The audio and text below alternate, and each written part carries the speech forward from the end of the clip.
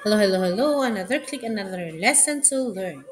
So ngayon ay pag-aaralan natin kung ano ang tunog ng letter na ito, letter T. Letrang T.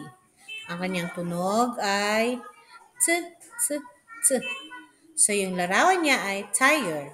Tiger reads T, T, T. Okay. So ang T ay ito ang kanyang inire-represent. Okay, so paano ba sabihin ang tunog ng letter T? T, T, T. Okay, so, ayan. So, top reads T, T, T. Iba pa. Cat, hat, bat. Lahat yan ay may tunog na T, T, T sa kanilang hulihan. Okay, so, ngayon, sa larawang nandito, ito ay 10. 10 reads T, T, T. T reads T, T, T. Saan matatagpuan ang tunog ng T sa 10? Ng T sa 10? Sa kanyang umpisa. Next.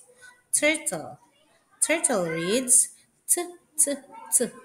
T reads T, T, T. Ganon din matatagpuan ang kanyang tunog sa umpisa ng salita. Next ay table. Table reads T, T, T. T reads T, T, T. Next is tent. Tent. Tent reads T, T, T. Yan. So, si tent ay may T na tunog sa umpisa at sa hulihan. Tent. Okay, so, paano isulat ang letter T?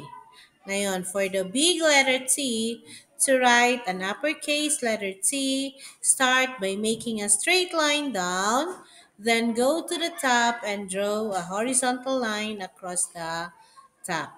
Okay, now you have an uppercase letter T. Ganyan din siya isulat sa papel. Next is the lowercase letter T, yung maliit na letter T. Start by making a straight line down, then draw a small horizontal line across the middle. Sa gitna, maglalagay ng isang horizontal line. Okay? So, ganyan siya dapat pag nakikita sa papel. Okay? Thank you!